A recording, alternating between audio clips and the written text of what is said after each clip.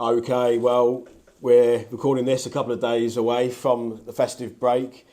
Following on from our October half-term update a couple of months back, we sit down again with Academy Director Jordan Clark just for a look back on at the midway point of the year, how things have progressed so far on all things Academy. Jordan, good to see you. Good to see you, Dan.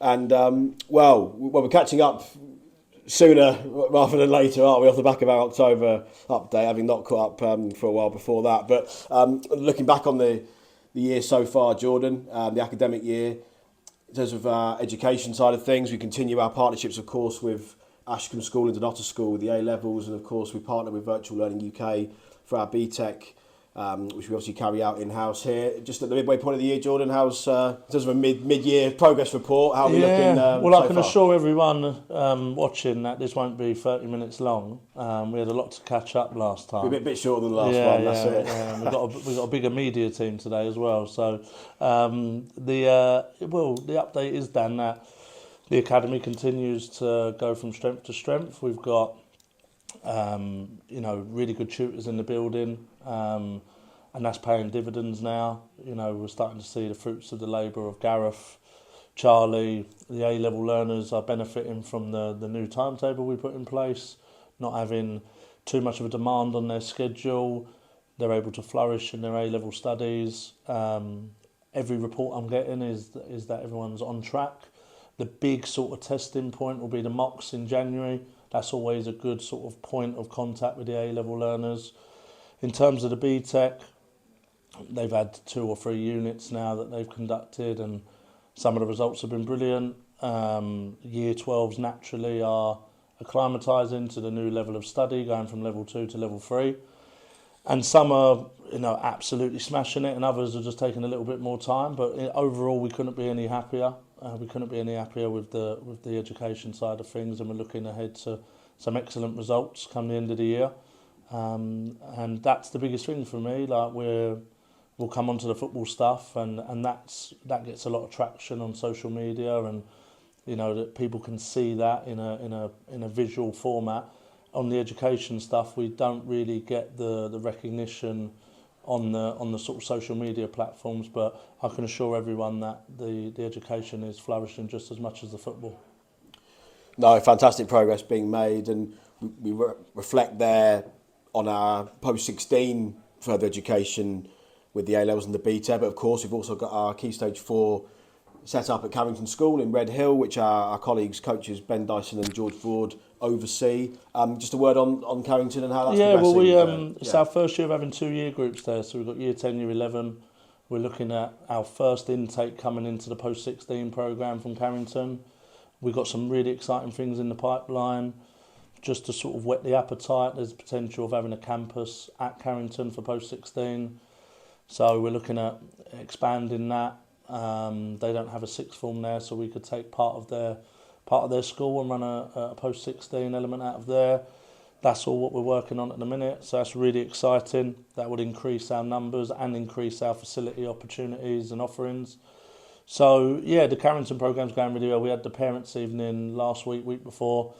I was in attendance. Lovely to meet some of the learners and some of the parents. Don't really get the opportunity to do that as much as I like. But George and Dyson are doing a fantastic job alongside all the teaching staff there. And it was really good to sort of see how the programme's impacting not only the players on the programme, but the school in general. So like we're looking after all of their football after school. We're doing loads of after school clubs, additional PE lessons. And the Dorking Wanderers brand is firmly in the community in Carrington, and we're impacting young people all over the place. So that is a 2-year into its period that we're going to have. It's a long-term partnership.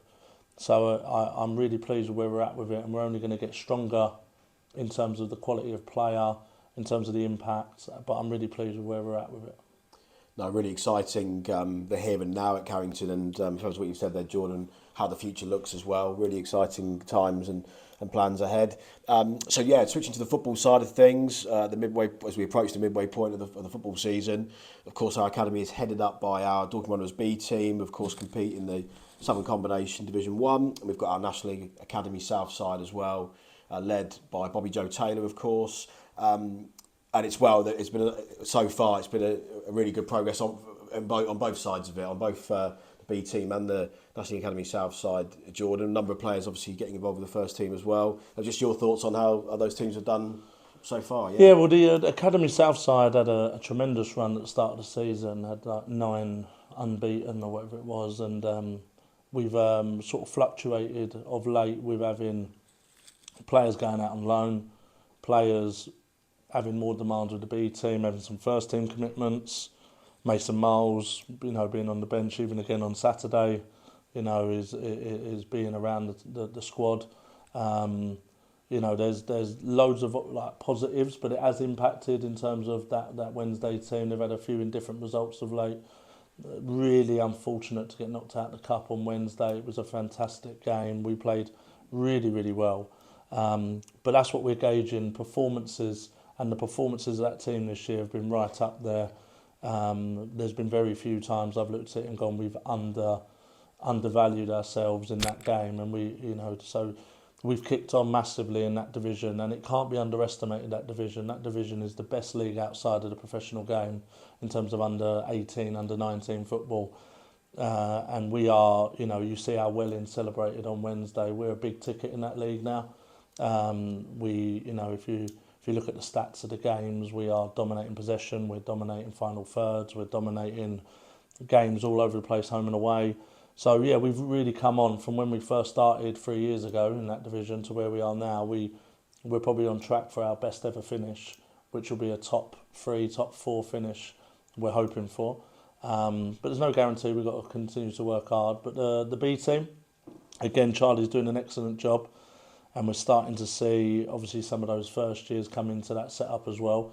But the big, obviously, recognition for the goals is Ollie Rawlins and the contributions of like Mason Miles, and there's been some tremendous performers in that team, and I think they're currently sitting second or third, really close to the top. We're on track to finish in the top 3 again. That will be the 4th consecutive year that we would have been in the top 3 in that league.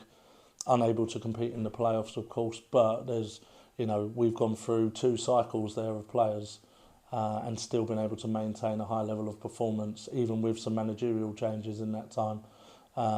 Through, again, progression, nothing else, no fault of anyone's, people progressing and people doing well. So, yeah, the infrastructure is benefiting to both coaches and players. I'm hoping the B team continue to perform at the level they are. Yeah, and you mentioned about progress being made there, and certain individuals have kicked on, and Jack Saunders prior to the academic year and the season getting underway, he's on loan at Ashford United. But in more recent times, we've had defender Jay Richardson go to Bognor Regis. He's featured for them over the last couple of weekends. And midfielder Joel Brown very recently joined Moneyfields FC, got the Player of the Month for November. So fantastic to see those loans working and progressing the players and bringing them on. And I know that yourself and the senior team obviously looking to ensure that continues and have more players go out in the coming weeks. Yeah, there's been a real, and I'll give loads of credit to like Jonathan Bynes and Mark, who have really sort of taken time this year to really invest into the project that we've and to be fair, it's not been able to be ignored because there's so many good things going on, players doing well. You got Jack out, he came back for the Surrey Senior Cup game last week or the week before, and by Mark's own words, like the jump in his level of performance and his maturity was incredible to see. That gave Mark food for thought. Jay Richardson done really well, and obviously our relationship as a club with Bognor has allowed that one to become a really quick turnaround from that game. He's been able to play the last 2 and done really well by all accounts. Definitely got areas to improve, but for one of our second years to be going in at step 3 and competing, being part of an illustrious club like Bognor is fantastic for us.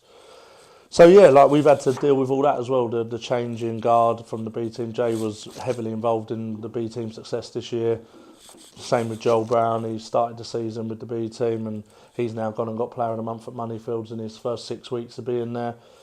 So yeah, we're the loan system's doing wonders for us, and to think that we've got the best part of 10 players out on loan, doing from our elite development squad, playing from step 3 to step 5. Yeah, 'cause they mentioned it there, but obviously Hayden Gale is at Bognor. Yeah, Hayden, you got Sal. You've got the likes of Sal Marino and Matt Hay and Broadbridge. And obviously Seb Tao to Cavallero, and some of the lads have been with Red Hill as well.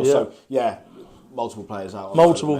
On loan, and still we're able to find the next generation of players coming through, and in the turn of the year there'll be more of that. You know, we're going to start looking at sort of bringing forward some of these loans, the likes of Ollie Rawlins. You know, these players who need a test at a higher level. They're too good for the B team now. Not quite good enough for our first team, so we need to bridge that gap. So Ollie will be getting a loan deal. There'll be others doing the same, and then it will be the turn of the likes of Miles Straker, Charlie Pepper, first years that we've got really high hopes for, to then come in and be the next ones on the conveyor belt. So we're not resting on having a good product over the last 3-4 years. We want to continue it on for another 5, 6, 7, 8 years, and keep getting closer and closer, because I do think we're not far away from getting a first team regular, someone who can be involved in the 16 on a regular basis. So we've seen it this year through injuries, but also through the boys taking the opportunities in training.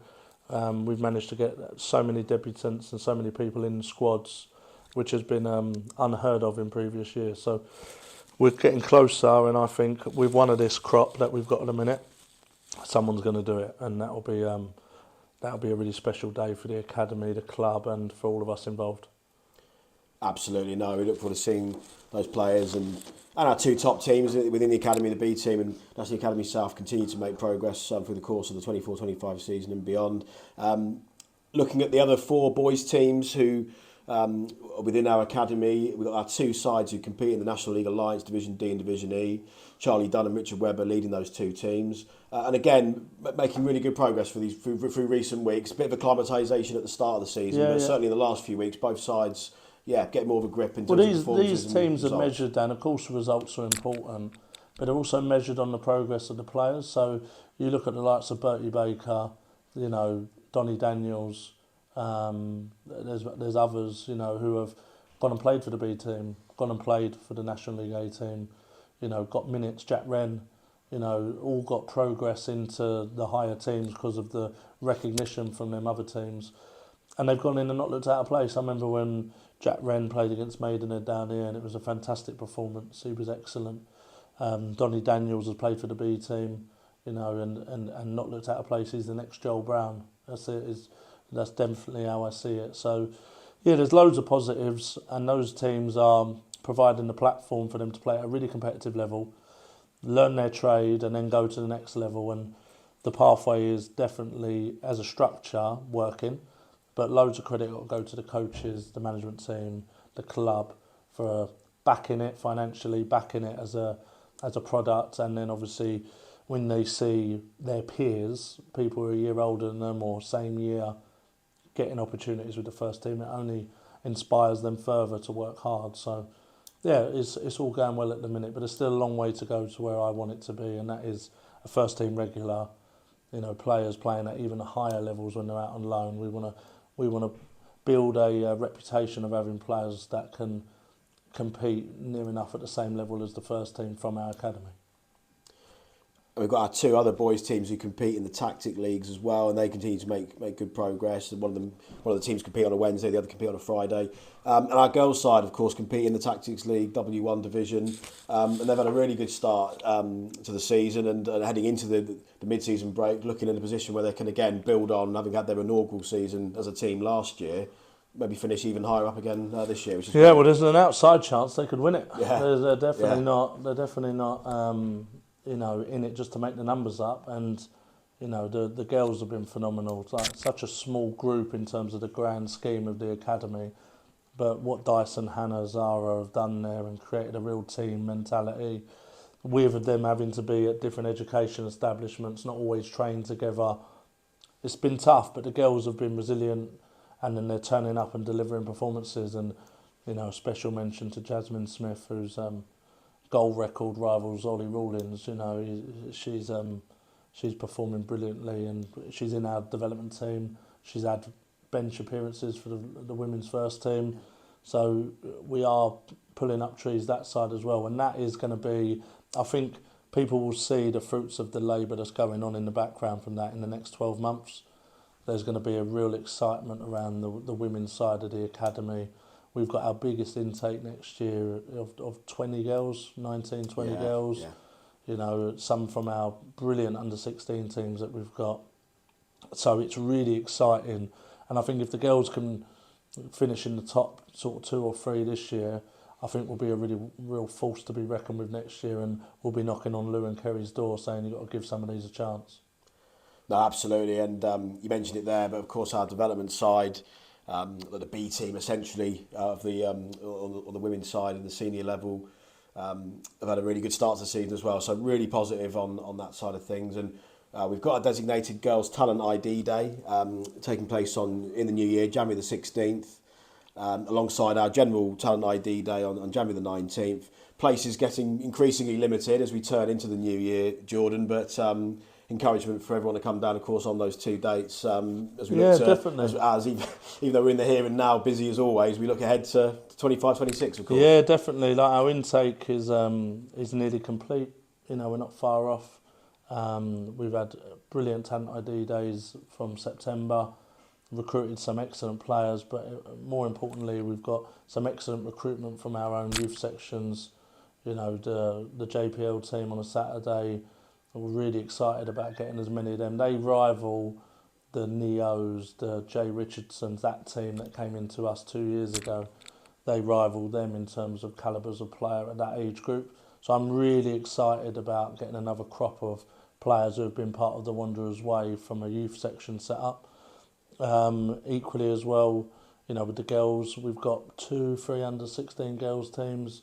You know, we're hoping to get as many of them in. So some of them have already signed up and we've got a large number, but come down to the girls only Talent ID Day, get involved, see the structure, see the plans. We've put some great initiatives on to make it accessible for the women's game. Steve Tallboy's Foundation is supporting us in making it a financially easy for them to sign up for the academy. So there's nothing in the way of us having the biggest girls' academy in the country, and that is a big statement, but it's something I want to achieve over the next 5 years. I want to try and get it to, you look around the place and you don't see 100 boys and 20 girls. I want to see, 60-60. That would be the dream. No, absolutely, and so as a reminder to anyone watching, in the new year, we go again with our Talent ID Days, the designated Girls Talent ID taking place on January the 16th, and then the general Talent ID open to everyone goes ahead on January the 19th, both taking place here at Meadowbank Stadium.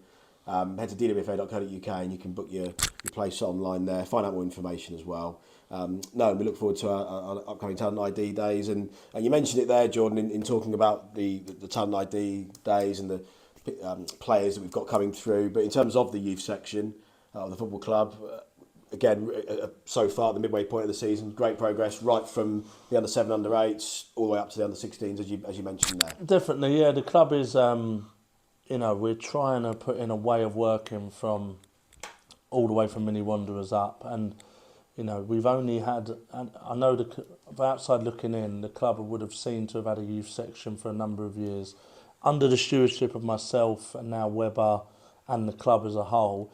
This is only just our third season, so we're not. We're still in its infancy in terms of working out what was there before. People are going through that cycle. We're starting to now get players from mini Wanderers into our under-7s, into our under-8s, build a profile and a playing structure from bottom up, and we're starting to see loads of payback for that work. The under-7s, under-8s are doing brilliantly. Some of our older teams, Simon Ray's under-12s doing brilliant. So we're slowly but surely getting there, and Webber's working tirelessly. And all I can gauge it on is when I'm down here watching the training sessions, when I'm down here speaking to managers at managers' meetings, the improvement this year has been, exponential in terms of the processes we're putting in place. But still, there's a long way to go. We want to make sure that West Dumble becomes a hub for the community, becomes a real Dorking Wanderers home that everyone buys into and don't see it as, they wear a tracksuit and they're entitled to be a part of our heritage. This club is built on hard work, dedication.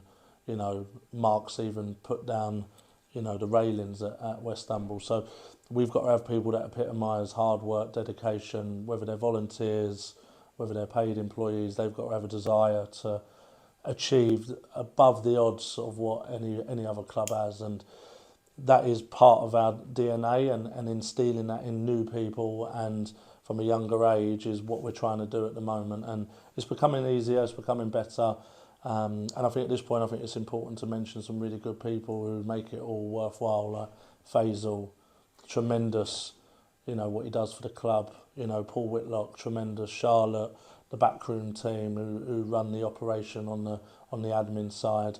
And just like the academy itself, we've got 16 members of staff now, you know, and from where it started 10 years ago when it was me doing the coaching, the admin, the player registrations, driving the bus, to now one man band Yeah. to now having designated leads, yourself, Dan, you know, the operations manager, the geezer who makes the whole operation run. It is it's a tremendous thing to see, and you know, just don't you know, rest on our laurels, and people just watch this space, because what we've done in the last 10 years has been great, but the next 10 years are going to be even better.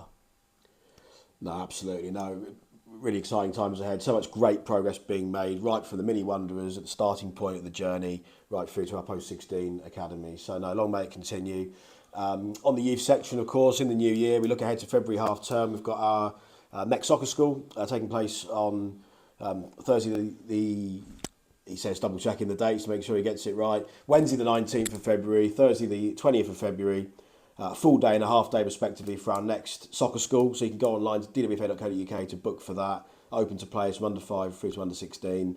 And we also got our next set of tournaments taking place across those 2 days as well. The under 7, under 8 tournaments in October are a great success. And then we welcome under 9 and under 10 teams down in February. So no, we look forward to the soccer school in the February half-term break. And just finally, Jordan, obviously our sponsors, just as we approach the end of the year, we've got an event tomorrow evening in the lounge as we record this on the 18th of December, where we welcome out our sponsors who obviously help us out so much around the club. Just a word on them really, Jordan, and their support. Obviously Station View Garage are our main academy sponsors. We're also supported on the youth side by Wexco, of course. We've got Steve Tallboys Foundation, who've come in very recently as charity partners. Dream Holidays by Zoe, of course, as part of our kit sponsorship. A massive thank you to all our sponsors. Yeah, you can't put a value on it in terms of money, because it goes far beyond that. Yes, they support us financially and open up so many doors for our learners and youth players and make things a possibility. But more so, like Greg is so invested at Station View. He was down here last Wednesday handing out Player of the Match awards, watching our game. You know, Simon Ray and Zoe. Simon was at our Christmas do on Sunday. So invested in the club, is helping out with the B team on a voluntary basis. You know, these people giving up time, effort, money on their own accord is like, you know, things that words can't describe how thankful I am. And the learners, as much as it's like trying to get blood from a stone from a 16-year-old, I know they all appreciate it. Because the opportunities that they're getting, only myself and you, Dan, similar age, could only dream of when we were 16, 17, do you know what I mean? So we can't thank them enough, and long may it continue. And tomorrow they're going to hand out a few awards for our midway point. Some learners deserve that recognition, and we're going to have a couple of Diet Cokes and a bit of food and enjoy each other's company. So look forward to seeing them all. Definitely, it'll be a really good way to sign off 2024, and as we reach the midway point of the academic year football season, we'll catch up again in the new year, Jordan. Thanks for your time today, and see you in 2025. Top man, thanks guys.